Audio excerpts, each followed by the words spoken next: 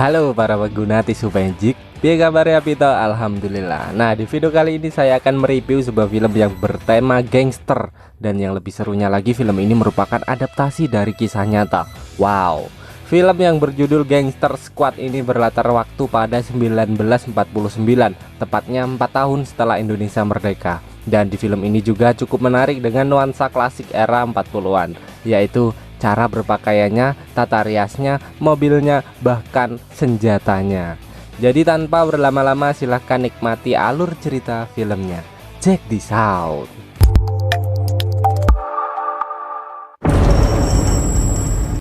Film diawali dengan diperlihatkannya seorang pensiunan petinju yang bernama Mikey Cohen, dan dia kini berubah menjadi seorang raja mafia yang ingin menguasai kota Los Angeles. Cohen sangatlah kejam dan ambisius. Siapa saja yang melawannya akan langsung dibunuh dengan cara yang sangat sadis. Seperti sekarang ia membunuh saingannya dengan cara ditarik mobil hingga badannya terputus.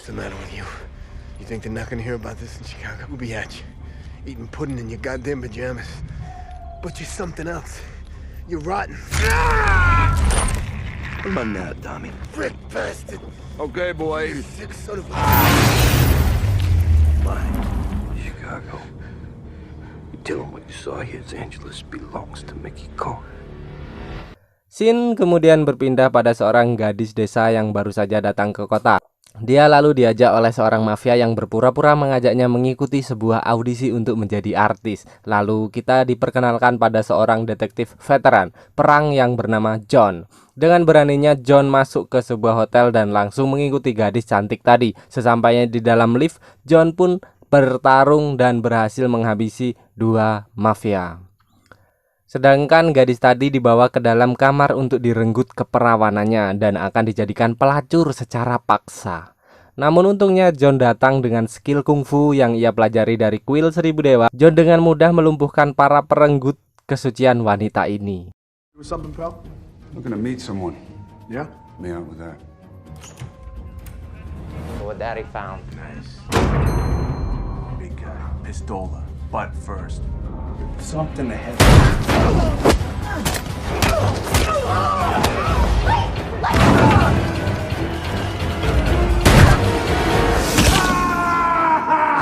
Stop it, please! Stop! Please, please! And you're dead.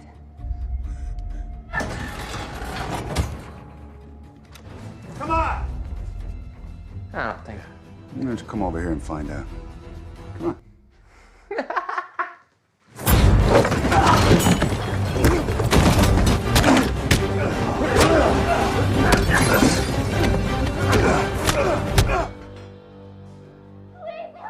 Los Angeles, ma'am. Lalu scene beralih ke kantor polisi saat mafia ini telah ditangkap. Tetapi mafia tersebut langsung dibebaskan kembali karena si kepala polisi dan hakim setempat sudah berkomplotan dengan raja mafia Cohen. John yang hanya bawahan, ia tidak bisa melawan perintah atasannya, dan dengan kecewa John menyaksikan mereka bebas kembali.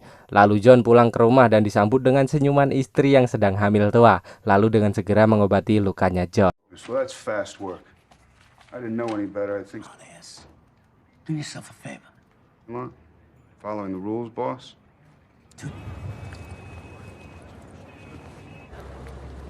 I'm sure I'm not the first person to tell you this. It's time. I was gonna put the hurt on this poor girl. Didn't know any better. Nearly as pretty, but. Sedangkan ketiga orang mafia yang tadi dibebaskan oleh si Cohen, mereka dibawa ke sebuah tempat oleh Cohen. Dan di sini juga kita akan melihat bahwa Cohen bukan saja membunuh lawannya, tapi juga membunuh anak buahnya jika tidak becus bekerja dengan cara dibakar hidup-hidup karena membuat bisnis prostitusinya hancur. It's a Square Joe, the guy. Damn hero is what he is. They should put a medal on him. Over again. It's like they say, insurance money. I think yeah. I know it won't, kid. Lalu scene beralih ke sebuah restoran mewah. Di sini kita akan diperkenalkan pada Jerry. Jerry merupakan seorang detektif, rekan kerja Jack dan John. Jack di sini sedang mengawal pertemuan komplotan Cohen dan para petinggi kota tersebut. Dari mulai hakim, pengacara, kapolda, hingga petinggi sheriff juga telah bekerja sama dengan Cohen. Tampak si Jerry tertarik pada kecantikan asistennya Cohen yang bernama Gracie Faraday. Mereka berdua lalu berbincang-bincang dan pastinya akan berujung ke ranjang. You know we fixed the damn races, right? Second of all, you know I have a warrant for your arrest, right? Okay. Up top, you got the killer. Max Solomon, Cohen's lawyer, and Eugene W. Biscaylos, the hot sheriff. It's Grace Faraday. Cohen's etiquette too, does that? I haven't been sophisticated.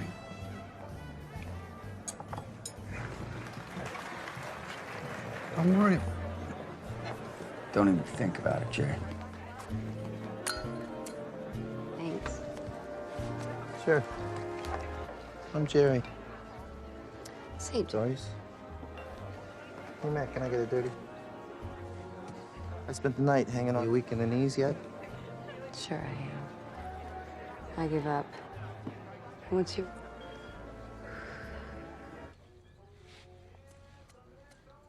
Di kantor kepolisian negara, atasan polisi mendapatkan info dari wartawan bahwa ada seorang polisi yang bernama John Komara Brainley yang dengan berani melawan gembong mafia sendirian. Lalu atasan ini ia meminta John untuk menghancurkan gembong mafia dari pimpinan si Cohen sampai ke akar-akarnya dengan membentuk tim rahasia tanpa diketahui resmi oleh pihak kepolisian. John yang sudah muak dengan kelakuan Cohen, ia dengan cepat menyetujuinya. Sesampainya di rumah, John langsung melihat sebuah berkas anggota kepolisian yang akan direkrutnya. Namun ketika istrinya mengetahui dia ditugaskan untuk mengejar Cohen, tiba-tiba istrinya marah karena tidak setuju jika John harus mengejar Cohen dan menganggap itu semua sama saja dengan bunuh diri.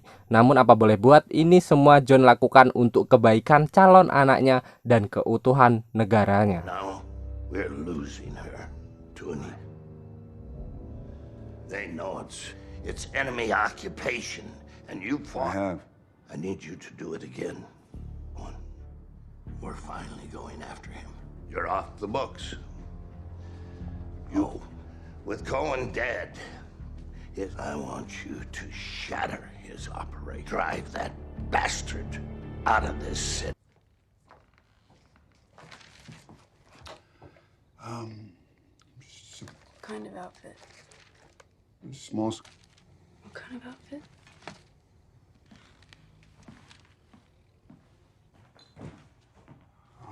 Connie, gee. Wind was right. What kept me going when I was over there was raising a family here. Mickey Cohen? Mickey Cohen can have L.A. John as far as I'm concerned. The war is over. I'm trying. Lalu scene beralih ke sebuah klub joget. John di sini mengajak Jerry untuk bergabung dalam tim rahasia, tetapi Jerry menolak. Namun John memaksanya dan langsung pergi. Well, good luck. That's all you got? Sarge, the whole suit. You know? Come on, Jerry. Same thing that happened to you, pal. But the war's over. Lalu John menuju daerah Central Avenue, di mana di sana ia bertemu dengan sheriff yang sangat jujur dan tanpa segan-segan melukai orang yang melakukan kejahatan yang bernama Coleman Harris, dan dia setuju untuk bergabung. Pull it straight out. Can I buy you a drink? Been seeing us, dog. Damn heroin eating Central Avenue down to the bone down here. What would you say if I right at the source? Kemudian istri John melihat sebuah majalah dan ada seorang detektif yang jago menembak. Dia bernama Max Kennard dan langsung ikut bergabung. Mind if I join you? Navidad Ramirez. You better keep on telling there's no kind of name for a lawman on Navidad. It's America. That kid's not gonna last long riding with you. Yeah. I'm going after Mickey Cohen. I just happen to have one. Selanjutnya ada seorang intelijen darat yang bernama Collor, ahli dalam perteknologian. This? A brighter future? Damn right. He grows up. Cohen took it from us. Scene pun berpindah di sebuah restoran. Di sini Cohen bersama Grace mereka bertemu dengan seorang yang bernama Dragna. Dragna ini adalah salah satu rekannya yang berkuasa di daerah Chicago. Tetapi karena Dragna tidak menyukai sifat buruk Cohen yang tak pernah puas, perselisihan pun akhirnya terjadi. Cohen di sini marah besar kepada Dragna. Chicago to sit with you in good faith. Yeah. You got all the prestige, the pearl in the eye. Drink to Tommy. He was the guy who died building a railroad, and I'm sorry. What happened to Tommy? Nothing's progress. Top of the class. You think I like you are gonna wake up one morning with your best parts? But I got friends in Chicago that are neither. This isn't. And I've been reading about it. You heard a man on the Redskins, and we took it from them, and I'm gonna take it all from you. It's my destiny. Los Angeles is mine. Lalu scene berpindah pada para intel tadi. Mereka menamai kelompoknya Gangster Squad. Dan John di sini mengingatkan kembali bahwa kita yang terlibat dalam squad ini, jika berhasil menyelesaikan misi, kita akan mendapatkan medali dan promosi. Namun jika kita gagal, maka nyawa taruhannya. Kemudian misi pertama mereka adalah menghancurkan sebuah kasino di daerah Chicago milik Raja Mafia Cohen. Tetapi ternyata di luar dugaan terdapat beberapa polisi lokal bersenjata di sana. Alhasil mereka saling tembak dan misi pun gagal. Mereka yang bermaksud melarikan diri tapi mobil mereka malah mogok. Sialnya bagi John dan Sheriff, mereka tertangkap dan dibawa ke kantor polisi. We gonna do it or talk about it? Let's go. Get down! Everybody down! Who gets hurt? Get down! We're here for the money. Your security costumes! Put them down! Sons of bitches are going! Get out! Get out and board! 31st. It's a stupid idea!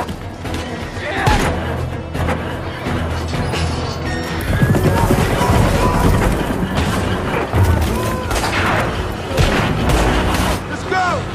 Hands in the air! Shinehead. One? Or maybe from goddamn Mars. Because everybody... Sacred ground. You better lock him up. Kembali ke Cohen yang sedang berdansa dengan asistennya, dan sepertinya di sini dia mengetahui bahwa ceweknya sudah berhubungan gelap dengan si Jerry. Dan Jerry sekarang sedang menyemir sepatu di tempat langganannya, anak muda bernama Pete. Tiba-tiba anak buahnya si Cohen datang dan memberodong orang-orang termasuk si Jerry. Akan tetapi yang tertembak adalah Pete, anak kecil langganan Jerry. Jerry pun marah besar dan berhasil membunuh satu mafia. Okay. I love Los Angeles.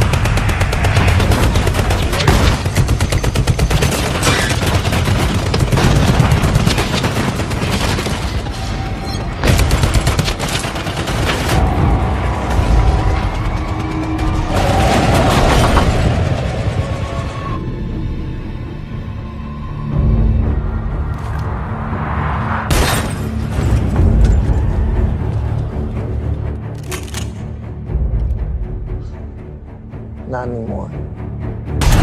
Kemudian scene kembali ke sel tahanan. Di sini Jerry yang sudah mendapatkan informasi, ia menyamar menjadi orang suruhan Cohen untuk membawa mereka. Sedangkan yang lain berusaha menjebol jendela penjara dengan ditarik mobil, namun gagal, malah mobilnya yang protol. Bersamaan dengan itu, dua mafia asli datang dan tentu saja terjadilah pertempuran yang dimenangkan oleh para gangster dan mereka berhasil melarikan diri dari kantor polisi. Cohen yang mendengar hal itu, ia beranggapan bahwa Dragna lah yang berencana mengusik kasino miliknya. Kemudian ia pun menyuruh anak buahnya untuk membunuh Dragna dan menghabisi keluarganya di rumah mereka. Your fat ass and get me my... I've ever seen. You're the one that got pinched. Yeah, well, Mr. Cohen was in a hurry. Just one guy? Yeah. Enough left over for you two, pal, so just open it up. Yeah, we're here to pick up some garbage. Hold it! That guy's... Lights out. That didn't work.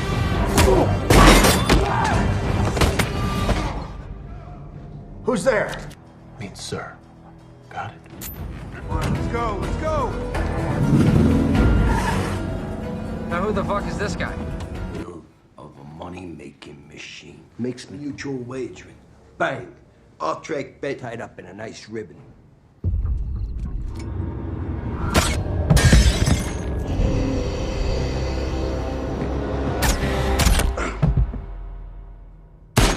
Lalu scene berpindah di sebuah lapangan basket. Para gangster di sini sedang berlatih menembak dan si Mac yang jago menembak menunjukkan kebolehannya.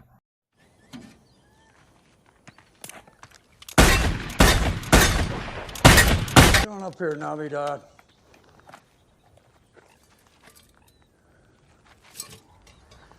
Don't shoot where it is, son. Pada malam hari, para gangster menyelinap ke rumah Cohet. Mereka ke sana bertujuan untuk memasang penyadap di rumah Cohet. Namun aksi mereka hampir saja ketahuan. Untung saja hanya Grace yang melihat mereka. Dan cipok bentar deh. Para gangster di sini berhasil mendengar semua percakapan Cohen menggunakan penyadap yang mereka pasang tadi. Dan mereka mendapatkan informasi akan ada transaksi narkoba di bandara Brunei. Mereka kemudian segera mengintai dan melihat ratusan kilo narkotika dipindahkan ke beberapa mobil. Alhasil kejar-kejaran mobil kodok pun terjadi. Dessert, Mr. Cohen? You're the best.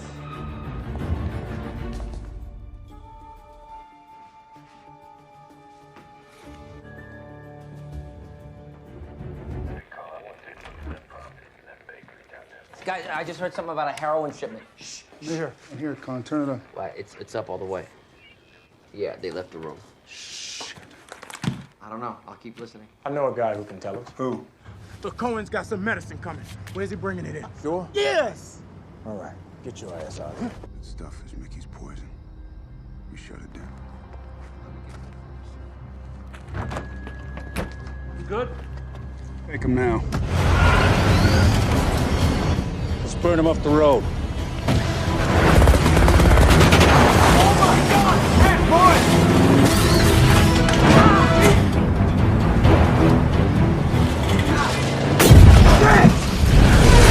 Mickey Cohen, you're retired. Gangster Squad kali ini mampu menyelesaikan misi mereka dengan mulus dan menghancurkan bisnis narkotika Cohen yang pertama. Sedangkan Cohen yang tahu pengiriman narkotikanya gagal, dia marah besar. Anak buahnya yang masih hidup melaporkannya. Tetapi bukannya terima kasih udah dikasih informasi, malah kepala anak buahnya dibor. Maybe Russo.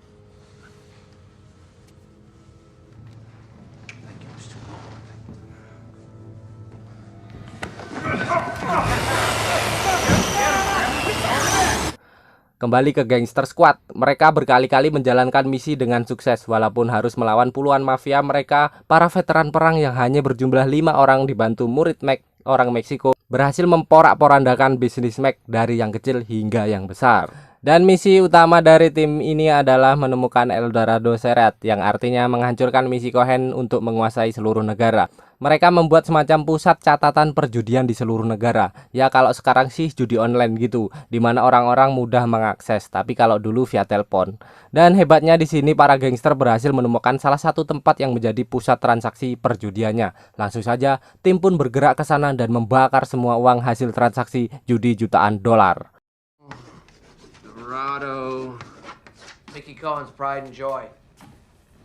Service.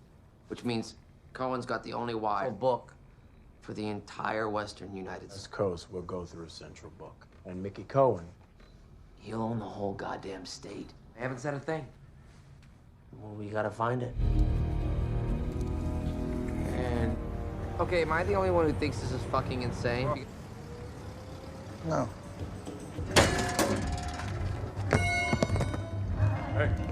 Hey. Howdy. Who are you guys? All clear.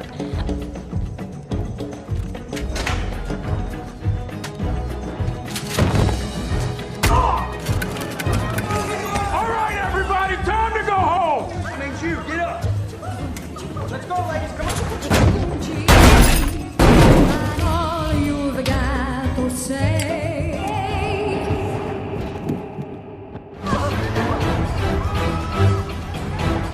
Cohen marah besar mendapat informasi bahwa orang-orang yang selama ini menghancurkan usahanya bukanlah penjahat yang menginginkan uangnya. Ia mulai sadar ini adalah perbuatan para polisi jujur di Los Angeles. Tidak lama bagi Cohen untuk menyadari bahwa ada penyadap di rumahnya. Karena jumlah polisi jujur di Los Angeles kala itu sangat sedikit, jadi mudah bagi Coheed untuk mencari informasi tentang mereka. Setelah menemukan alat penyadap, Coheed membuat strategi dan mengelabui gangster squad. Besok dia akan melakukan transaksi narkotika lagi di sebuah tempat terbuka. Si Grace yang mengetahuinya segera pergi untuk memperingatkan Jerry, namun terlambat.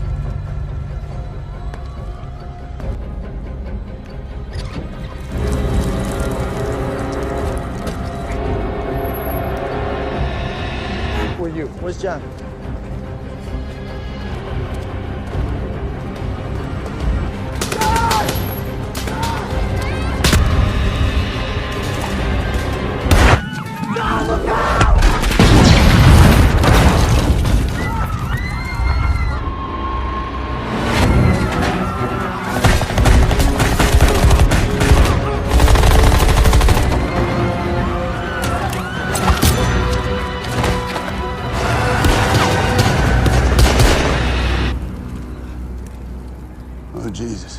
Sedangkan detektif Kolor, si ahli penyadap, dia juga dicebak ketika sedang asik mendengarkan suara si Cohen. Tiba-tiba datanglah anak buahnya Cohen dan mencekiknya hingga tewas.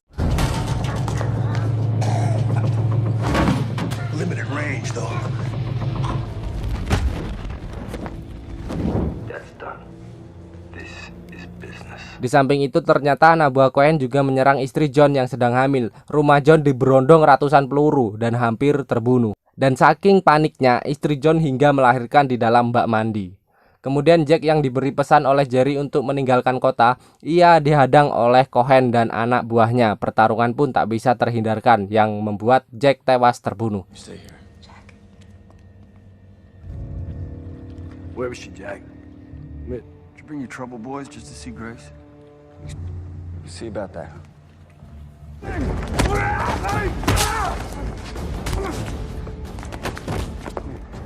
Little creep. We're saving some spare. Days are over, Jack. Fuck you, Mickey.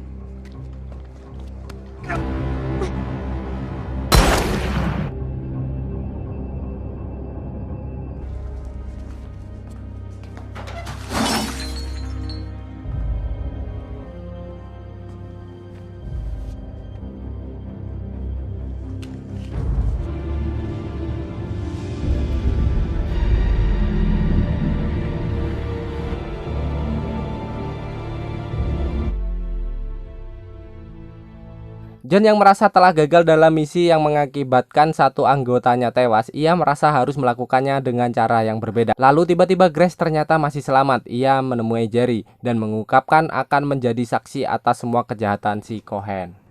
Just know how to fight. Might as well be Mickey Cohen.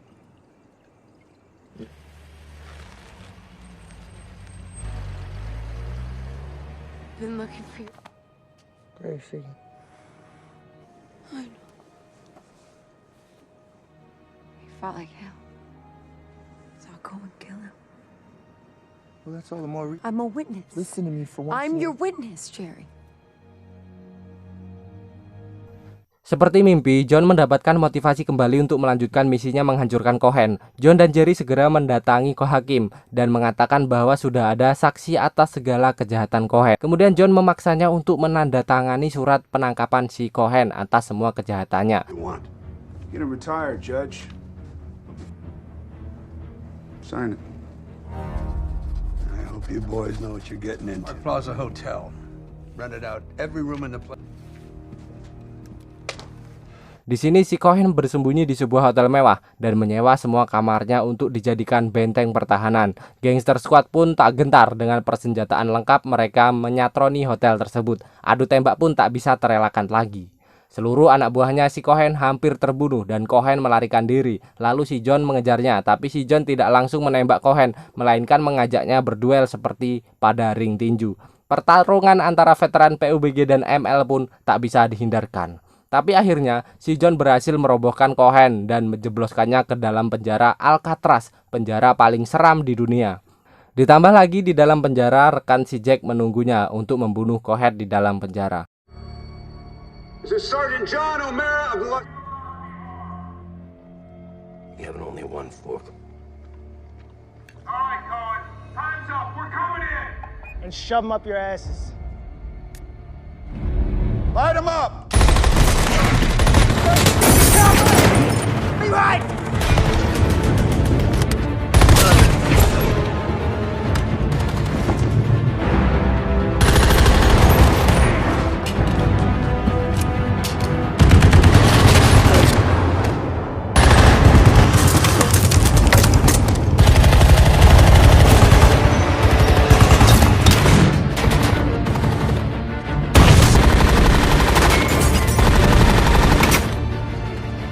Harris, help me out! Son of a bitch! Remember, not where the son bitch is.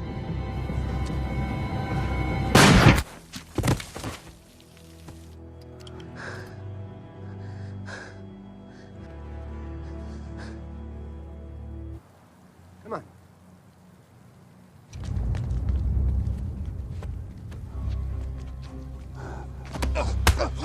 You're an interrupter.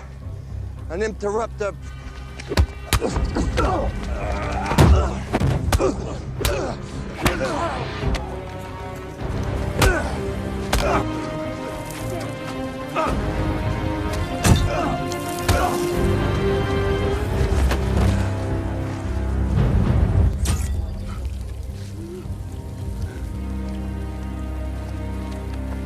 Mickey Cohen pledged allegiance to his own power.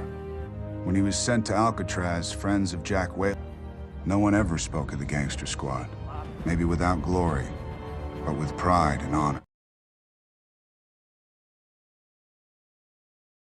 Film pun tamat.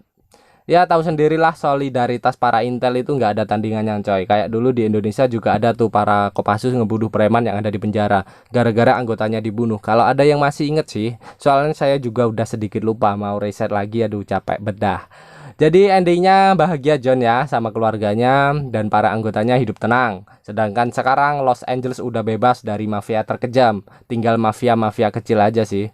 Ya itu semua akibat jasa si John and the Gangster. Pokoknya filmnya seru sih. Tapi kalau diambil dari kisah nyata kayaknya agak terlalu mainstream gitu loh. Tapi nggak apa-apa. So far filmnya seru dan pastinya kita juga dapat ilmu lagi bahwa mafia terbesar di dunia juga nggak pakai narkoba. Jadi buat kalian yang pakai narkoba, kasta kalian jauh di bawah mafia. Jadi nggak usah sok keras bos. Saya Rio Permadi dan segenap kru pamit undur diri dan salam barbar.